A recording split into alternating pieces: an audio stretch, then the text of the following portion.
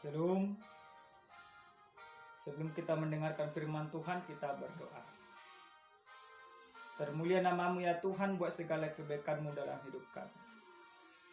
Secara khusus ketika kami akan mendengarkan sabda-Mu, urapi kami. Dalam nama Yesus kami berdoa. Amin. Firman Tuhan yang akan kita renungkan pada saat ini terambil dalam kitab Matius pasal 25 ayat 31 sampai 46. Demikian firman Tuhan. Apabila Anak Manusia datang dalam kemuliaannya dan semua malaikat bersama-sama dengan Dia, maka Ia akan bersemayam di atas tahta kemuliaannya. Lalu semua bangsa akan dikumpulkan di hadapannya, dan Ia akan memisahkan mereka seorang daripada seorang, sama seperti gembala memisahkan domba dari kambing. Dan Ia akan menempatkan domba-domba di sebelah kanannya dan kambing-kambing di sebelah kirinya.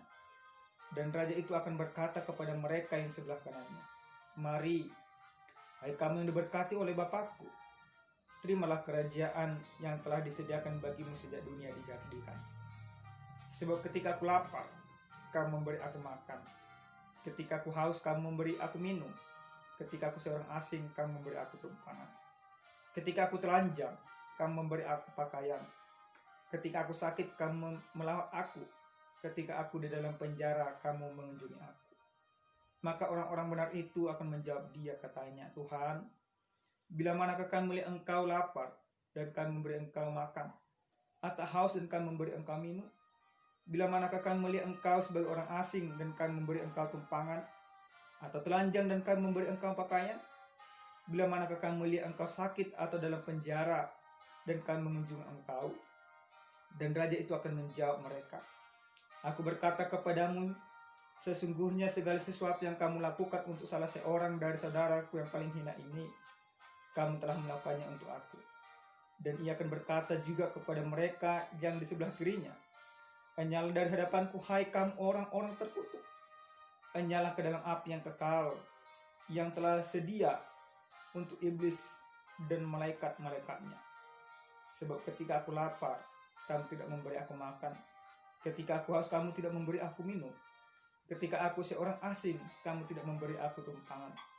Ketika aku telanjang, kamu tidak memberi aku pakaian. Ketika aku sakit dan dalam penjara, kamu tidak melawat aku." Lalu mereka pun akan menjawab Dia, katanya, "Tuhan, bila manakah kami melihat Engkau lapar atau haus, atau sebagai orang asing, atau telanjang, atau sakit, atau dalam penjara dan kami tidak melayani Engkau?" Maka Ia akan menjawab mereka, "Aku berkata kepadamu, sesungguhnya segala sesuatu yang tidak kamu lakukan untuk salah seorang dari yang paling hina ini, kamu tidak melakukannya juga untuk aku." Dan mereka ini akan masuk ke tempat siksaan yang kekal, tetapi orang benar ke dalam hidup yang kekal. Sampai di sana kebenaran firman Tuhan. Jemaat yang Tuhan kasihi di dalam Kristus Yesus,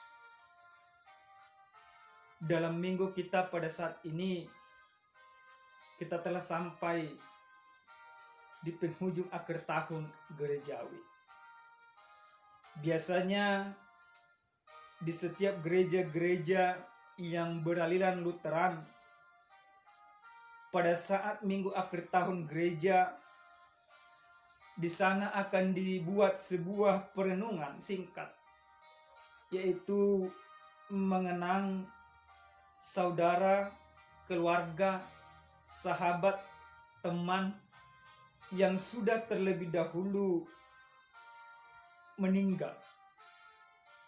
Hal itu dilakukan memberikan sebuah peringatan bahwa setiap orang pada akhirnya akan mengalami yang namanya kematian. Setiap orang pada akhirnya tidak ada yang bisa terluput dari yang namanya kematian. Penghujung akhir tahun gerejawi disebut memento mori, atau ingatlah hari kematian. Bagaimana kita mengingat bahwa kita nantinya akan mengalami yang namanya kematian? Sembari kita mengingat itu, kita mempersiapkan diri. Dengan cara apa? Dengan cara hidup benar seperti yang diinginkan oleh Tuhan. Di dalam ibadah kita pada saat ini diberikan sebuah firman untuk memperteguh ingatan kita akan sebuah kematian. Dalam firman ini diberikan sebuah perikop yang begitu menarik, yaitu tentang penghakiman yang terakhir. Bapak Ibu, jemaat Tuhan yang terkasih dalam nama Yesus Kristus, siapa di antara kita yang sekiranya ketika menghadapi sebuah penghakiman, dia bersedia mengalami sebuah kekalahan di dalam penghakiman itu? Tentu tiap orang tidak mau bersedia. Ketika ada sebuah penghakiman, tiap-tiap orang menginginkan hidupnya yaitu dimenangkan oleh penghakiman itu. Tidak ada orang yang mau kalah, tetapi orang yang mau menang berlomba-lomba. Di dalam sebuah penghakiman terakhir yang dikumandangkan Injil Matius yang disampaikan oleh Yesus pada saat ini, bagaimana Yesus akan datang kedua kalinya dengan sebuah kemuliaan, dengan malaikat-malaikatnya, dengan kemuliaan tahtanya dan lain sebagainya. Ketika Yesus datang penuh dengan kemuliaannya, maka pada saat itulah hari penghakiman yang terakhir sudah tiba. Maka ketika hari penghakiman yang terakhir sudah tiba, Yesus akan membedakan mana orang yang layak untuk duduk bersama-sama dengan dia di tahtanya yang kudus di dalam kehidupan yang kekal.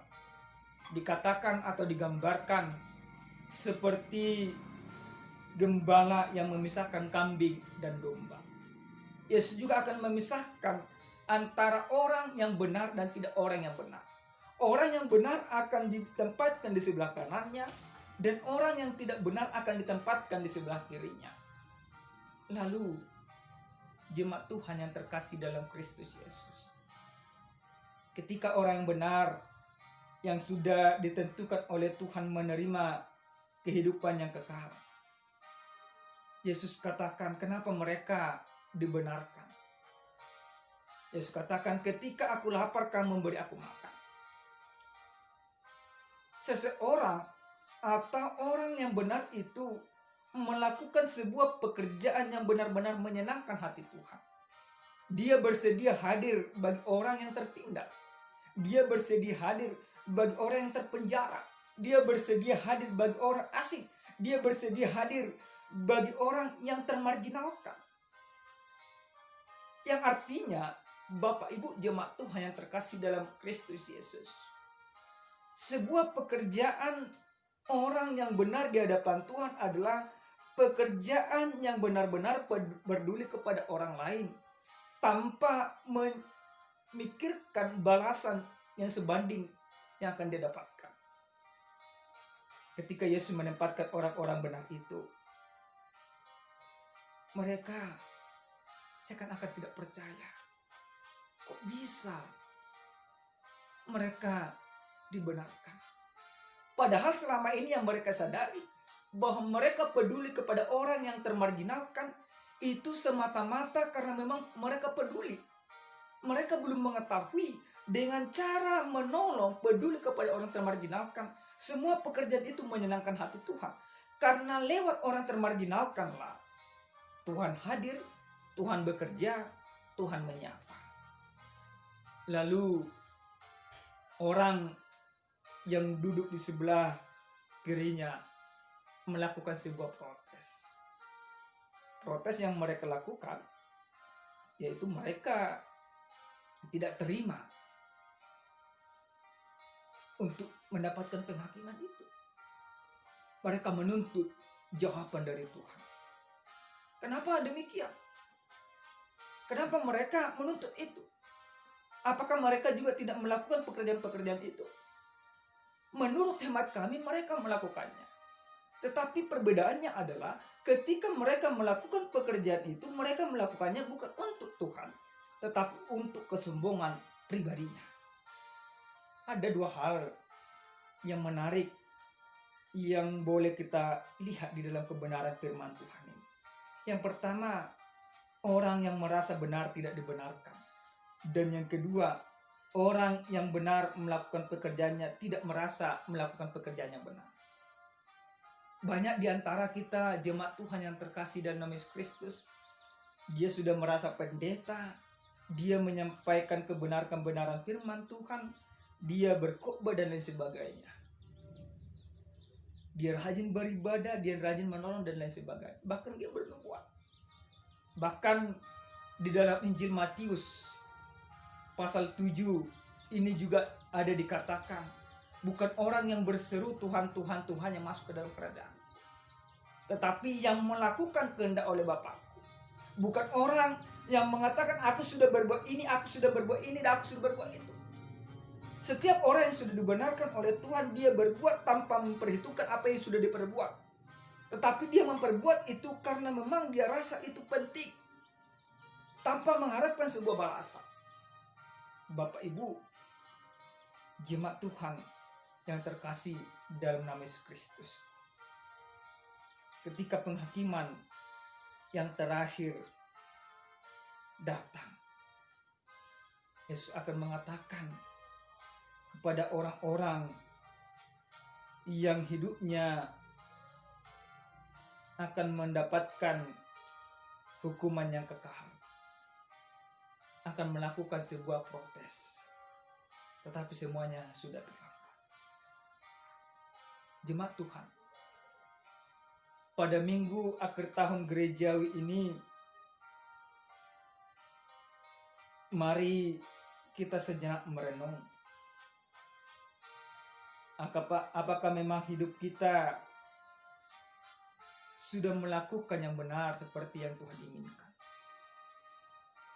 Apakah hidup kita sudah menyenangkan Tuhan?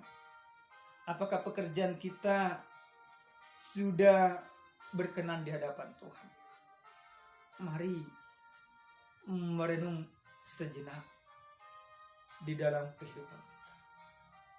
Kita merenung, Bapak Ibu, apakah nantinya ketika Tuhan datang yang kedua kalinya, kita sudah duduk di sebelah kanannya atau duduk di sebelah kirinya? Mari kita merenung sejenak, Bapak Ibu jemaat Tuhan. Renungkan pekerjaan-pekerjaan yang kita lakukan, apakah sudah menyenangkan Tuhan? Ingatlah Bapak Ibu, akan kematian yang akan kita terima. Kematian yang kekalkah?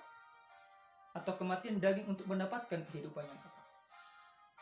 Kita merenungkan, Bapak Ibu.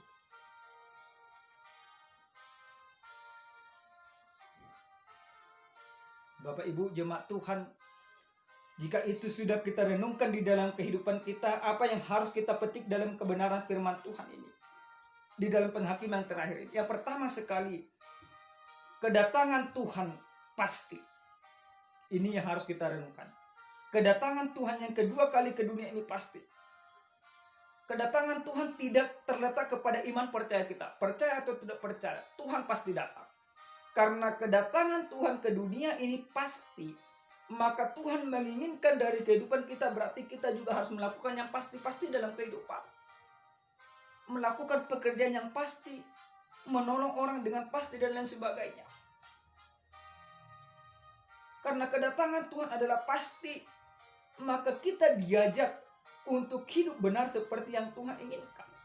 Itu yang pertama. Yang kedua, yang harus kita renungkan di dalam kebenaran firman Tuhan ini, Bapak Ibu jemaat Tuhan yang terkasih dalam nama Yesus Kristus, bagaimana kita selama kita di dunia ini melakukan hal yang benar seperti yang Tuhan inginkan. Jangan pernah engkau berpikir di dalam kehidupanmu bahwa apa yang kamu lakukan itu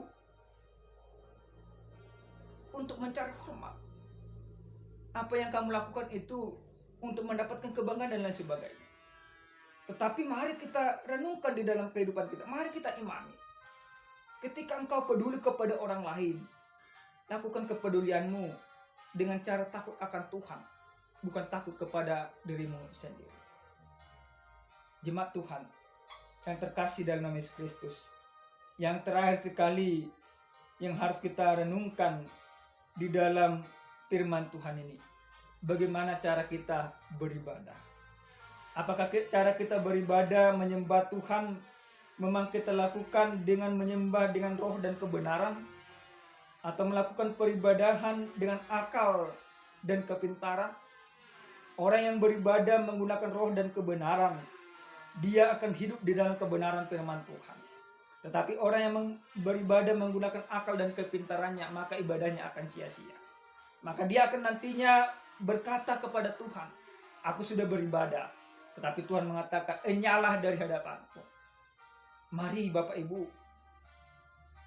di akhir tahun gerejawi ini, persiapkan dirimu sedemikian rupa. Jadilah orang yang terberkati, bukan orang yang terkutuk. Jadilah orang yang memperdulikan orang lain.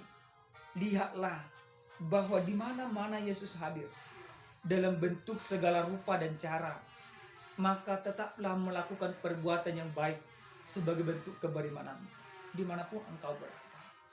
Amin. Kita berdoa. Terima kasih Bapa yang baik buat segala kebaikan-Mu dalam hidup kami.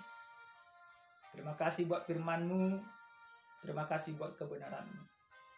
Benar ya Tuhan bahwa setiap orang pada hakikatnya akan mengalami yang namanya kematian daging. Tapi kami orang percaya, ketika kami mengalami kematian daging, kami akan dihidupkan bersama dengan Engkau, mendapatkan kehidupan yang kekal. Terima kasih Bapa. Semuanya akan kembali kepadamu, dan biarlah kami kembali kepadamu mendapatkan kehidupan yang kekal. Dalam Kristus Yesus kami berdoa dan bersyukur. Amin. Amin. Shalom. Tuhan Yesus memberkati kita semua.